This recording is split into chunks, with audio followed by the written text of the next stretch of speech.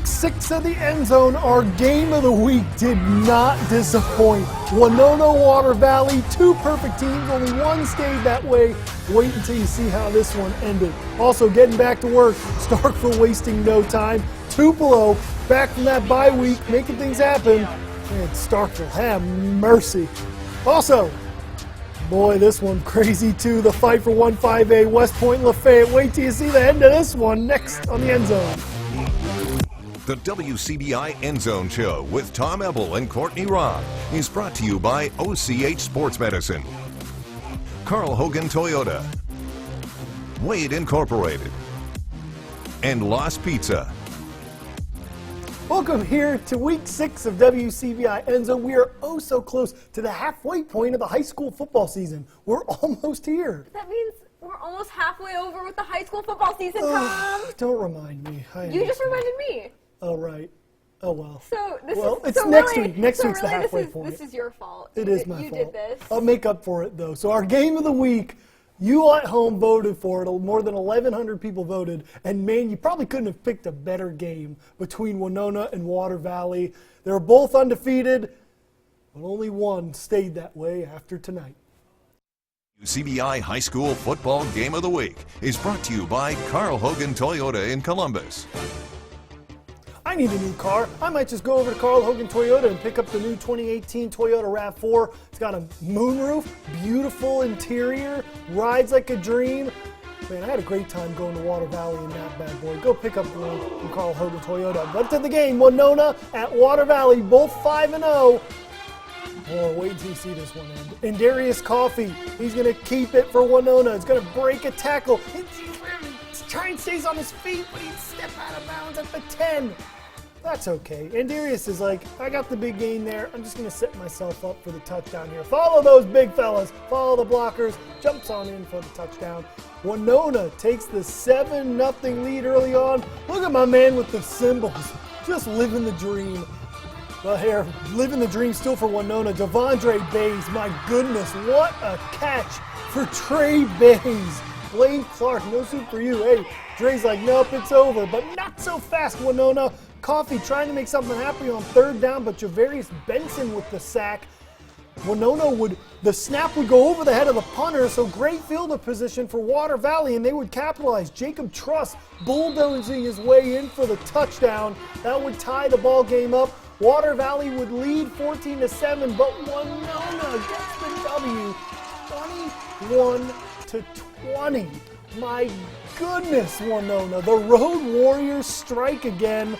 They are now 6-0 on the season. They moved up to 3A. Doesn't matter. They're going to be on the road all year. Doesn't matter. Winona, 6-0. Just keep on winning, baby. They wanted to make it worth your while, you know. Oh, it was great. Water Valley, that was my first time there. What an atmosphere to watch a football game. It was a lot of fun there. But, man, two really good teams. Next time we'd see those two teams would be in a state championship. So who knows? Maybe we'll see it. Tommy mentioned a good atmosphere. You know who else has a really good atmosphere? I think another team that just keeps on winning. Another team that really just keeps on winning. Guys, I showed up to this game, and it was a couple minutes till half. They were up 42-0. Sheesh. And we'll see here Bernard Thomas on a really good drive to set up Jeremiah. The next one. Malik Brown, he's going to be on the QB keeper, just makes it look so easy, marches right into the end zone, gets the touchdown and 6 more. They'd also get the extra point to just give them a little bit more cushion as if they needed any. They'd go into halftime 49-0, eventually getting the win 63-12 over Provine. Tough game, but that bye week did the Yellow Jackets some good. Tupelo now, though, taking on Hernando.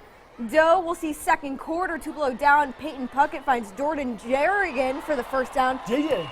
Putting the Wave in the red zone. Love to see that later in that drive. Puckett finds Jordan Buchanan, but he's going to be half a yard short of a first down. That's okay. So close. It's okay, though, because Tupelo ball again. J-Rock finds the first down that Tupelo needed. And then on that same drive, Williams going to find the outside for another first drive, but it would stall, and Let J-Rock run. they would not go for the field goal, though. That'd be okay, though. It's okay, though. They end up getting the win. Tupelo scored plenty of points in this one. They get the win. 43-31 over Hernando. Can't beat a shootout. I'll tell you what wasn't a shootout. It was a slugfest. Lafayette at West Point. This game might ultimately decide the 1-5-8 crown, and West Point gets it rolling with a Dontarius Cannon handoff for a first down, and later on, just cycle in those running backs, baby. Jimothy Mays takes the handoff. He's going to plunge in for the 6-yard touchdown. West Point takes the 7-0 lead. But back comes Lafayette. Randy Anderson on the QB keeper. He's going to weave his way through that greeny defense, picks up a first down. And later on, Lafayette knocking on the door. Jamie Shaw is going to get the handoff. He's going to rumble, but look at the ball pop out last second. West Point falls on it at the goal line. How about that? This game would end 14-13. West Point wins. What a night. Just insane games everywhere. Huge win for the Green Wave over an uber-talented Lafayette team. Some scores from around the area. Columbus picks up the win, Soda Central picks up the win 49-14. Oxford and South Haven was postponed because Mother Nature just wasn't doing anyone in the Northwest any favors. Also, Olive Branch defeats Saltillo 26-6, and Grenada picks up the win over Center Hill 24-3. West Monroe, Louisiana. Noxubee County looking to kind of get things going. Yeah, they were definitely looking to pick up a win on the road, some huge momentum there, but things wouldn't exactly go in their favor for pretty much most of the game, and you couldn't blame them. Honestly, a tough place to play, not to mention Very tough place to play. 3 titles in the last 4 years here. So In West Monroe? I think so. I think that's what I heard. So. Oh, wow. So that'd be awfully similar to Noxubee County. So what you have to think about here, Tigers fans, don't worry.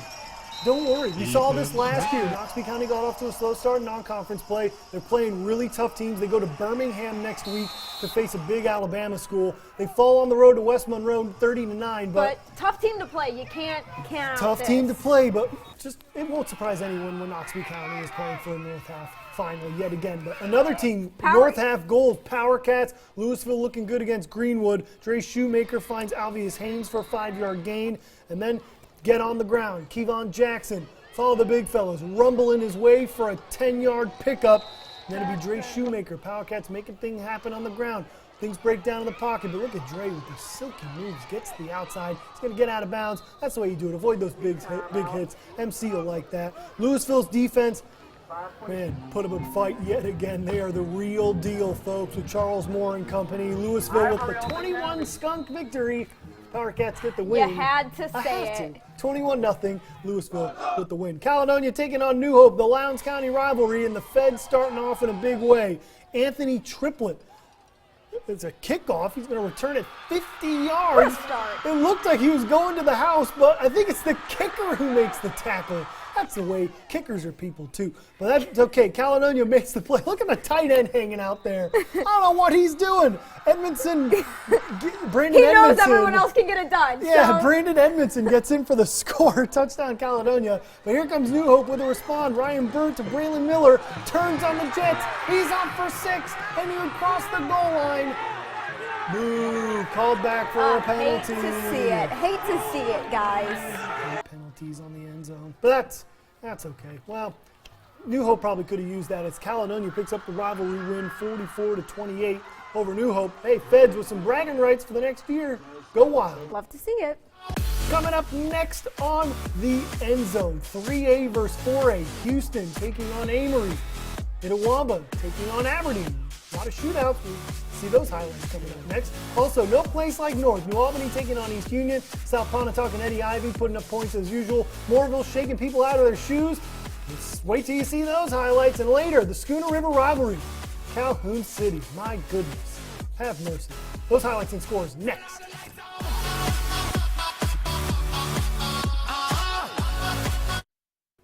Hello there, and welcome back to the End Zone. We'll go right into the highlights. Houston taking on Amory. A lot of real good highlights in this one. Houston playing their first game since the passing of Will Anderson. Man, they got the helmet on there, and boy, if Houston needed, they played with some extra motivation coming off the bye out of this one. That would be Jarvis Ewing, 60 yards. I think that's Bobby Townsend, actually.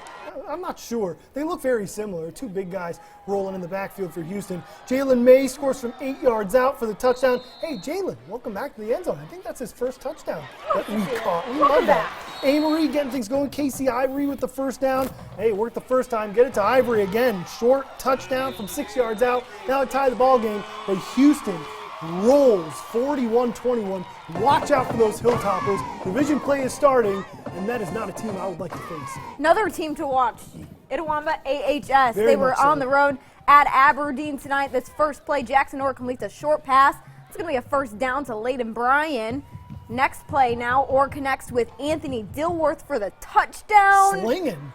Grabs it there, looks so beautiful. Extra point wouldn't be good. Yeah, exactly. Smooth like butter. But Jonathan Moore now rumbles in for a first down there.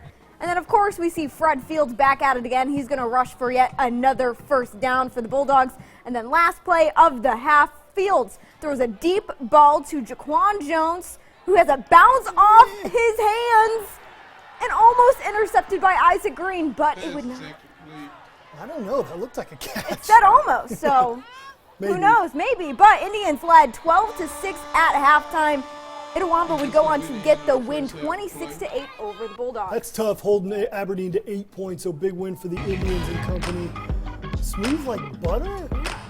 Butter? Is it smooth like silk? Butter? I've heard butter. No. Shannon gets the win 34-15. Like Watch out for those Red Raiders. They're getting hot. Pontotoc gets the win 49-10 over Ripley. Corinth dominates Kossuth 49-13. And Tisch County and Holly Springs postponed to tomorrow because Mother Nature is annoying. Mother later, stop doing it to us. Yeah, we hate that. Just stop raining. But a game that didn't get interrupted, New Albany and East Union. Urchin up. Urchin up. I don't think New Albany heard that one. Loden Bolin to Zach Ball on a beaut for a touchdown. Zach just kind of waltzed in for the touchdown. Later on, Bryson Prather, he scores for the touchdown. Now it's 21-6 New Albany. I said there wasn't a rain delay. New Albany took advantage of that. Prather again takes the handoff. Look at him just rumbling, bumbling, stumbling for a touchdown. And less than a minute to go before halftime. Bolin to Ball. I mean, we've heard this all year long. Zach Ball making things happen. Man, look at this touchdown all the way for 6. New Albany gets the win in this one, 42-12. South Pontotoc, another one of those teams we've been talking about all and so long. It's just being a great team, and they're down 3-0 in the first quarter, but Ellie Allen going to make a play action to find Will Allen for a big gain and a first down. Things now rolling in South Pontotoc's way. That's going to set up a touchdown run by Eddie Ivy, getting some points on the board and taking the lead 7-3. Moorville ball now. Cassen Mitchell takes the carry. It's going to be 20 yards before they're able to get him down. That's going to be a first down. Cason Mitchell. My apologies, Cason. That same drive, though, Ryan Davis drops back, hits Donovan Caldwell for the Troopers. Touchdown. Moorville would lead 11-7, but South Pontotoc goes on to get the win 36-17 there. Always got to watch out for Eddie Ivy and company. Some other scores: North Pontotoc stays perfect. They get the W over Baldwin 35-7. Manatee falls on the road to Macon Road Baptist 42-20. And Choctaw County wins 53-26 over Ray Brooks. Shout out to former student athlete of the week, Tyler Holman, picking up a touchdown in this one. Now watch out for those Chargers, folks. Here's a big game in 3A coming up next week. Maybe a teaser for the game of the week, but coming up next on the End Zone, Schooner River rivalry time, Calhoun City. Man, they must know something about Bruce at this point. Wildcats looking relentless. Also, familiar foes, division play for 1A. French Camp and Nanawaya, West Lowndes in action against Vardaman. Hamilton taking on Knox of Pater. And then division duels, more division play. Starkville Academy, Winston Academy, highlights and scores next.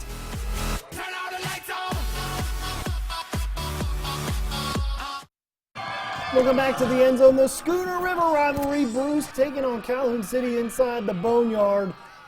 And this is the opening kickoff. Jay Bailey wasting no time. He'll take it all the way down the field. Oh, but you saw the flag. Boo! Boo! Stop throwing the flag! We hate penalties. That's okay. We understand. You're just doing your job. Anthony Campbell, direct snap. He would cross the plane before the ball pops out, so that'd be ruled a touchdown. City on top early on. 4th down for Bruce, trying to punt, but it'd be blocked and picked up by Anthony Campbell for a touchdown. And I promise you, folks, this is not deja vu. Another blocked punt for City, and Anthony Campbell picks it up again. So 2 special teams touchdowns for Anthony Campbell, plus a rushing touchdown. I don't know, City's got Bruce number in this rivalry. Calhoun City gets the win 60-7. Another hard team to beat tonight. East Webster hosting JZ George. It was also homecoming for East Webster tonight, and the Wolverines got going early on. Sloan Hillhouse able to get his hands on the ball and refuses to go down. They would eventually be able to get him to go down, but that would just set up the next play. And Stephen Betts with the handoff by Hillhouse. He makes it into the end zone for the score. The extra point would be good. They'd go up 7-0 early on. Later, though, on the next series, they wouldn't be able to capitalize on any more. At least that's what happened for a while I was there. But they got plenty of points on the board. Don't you worry. East Webster goes on to get the win, 43-6 over JZ George. Huge win for them for homecoming tonight. Some more scores, though. Charleston, big win over Eupora. This one's surprising. Charleston gets the win 44-14. Also, Hatley with a win on the road at Central Holmes, 48-21. Okolona putting it on Faulkner, 52-14. Smithville, hey, how about that? Grinded out for an 8-0 win. That's a good win for Michael Campbell and company. Belmont defeats Red Bay out of Alabama, 21-14. This just in, TCPS defeats Potts Camp 48-18. So TCPS with the winner in that one. Also, Biggersville and Ashland got a delayed start as well. But we'll go to more highlights. Thrasher taking on Myrtle. Early on for Thrasher, Sean Dalton Weatherby takes the direct snap, goes outside, but can't find any running room in that Myrtle Hawk defense.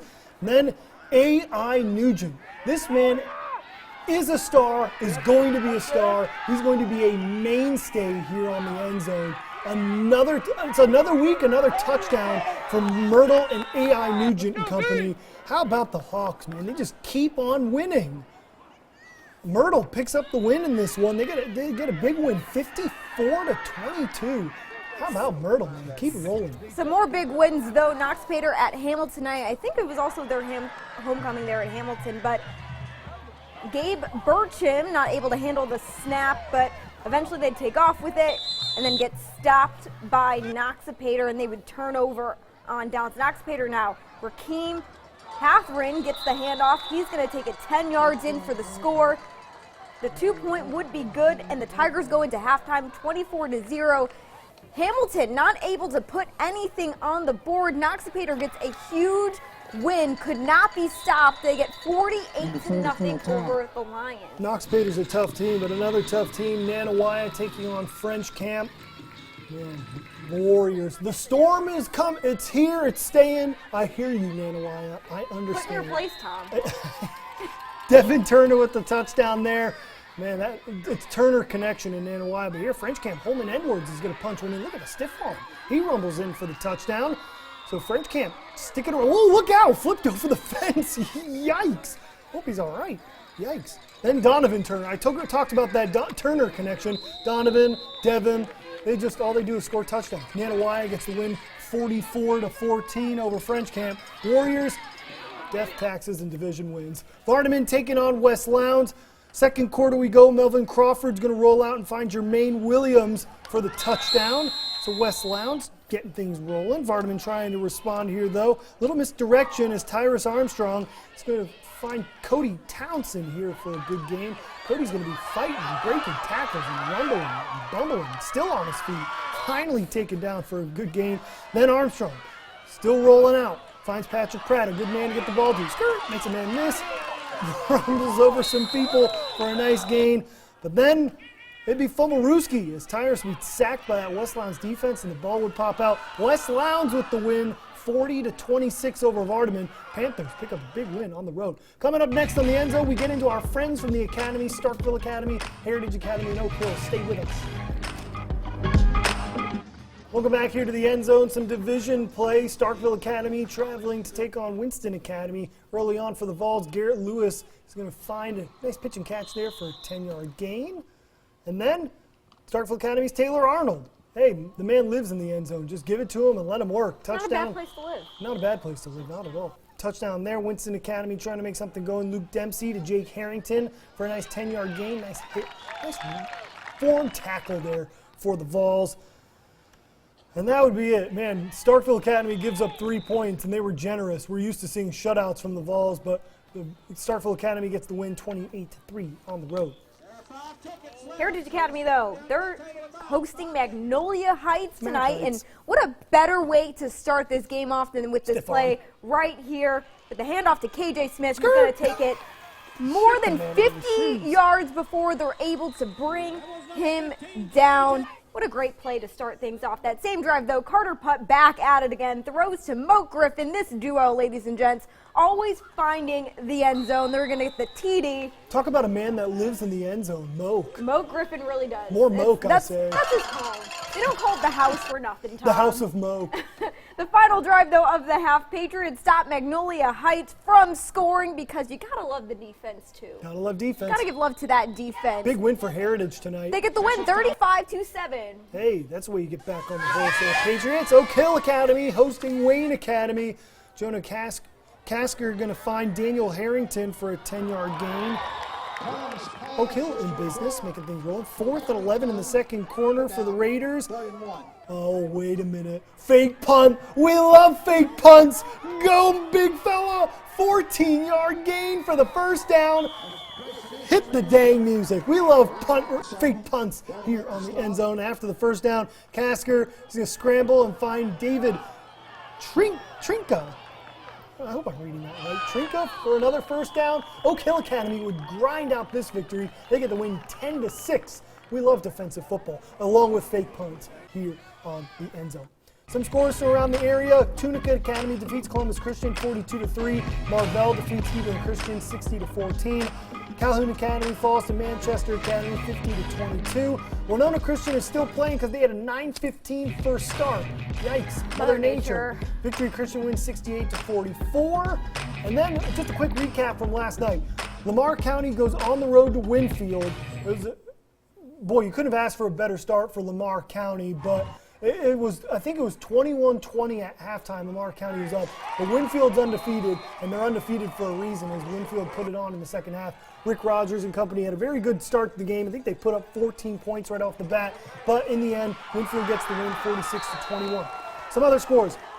Gordo defeats Hale County 46-27. Aliceville wins 54-6. Sullivan falls on the road to Winston County 40-35. South Lamar wins 28-15. And Pickens County wins defensive football 7-6. We'll wrap up the show and more next.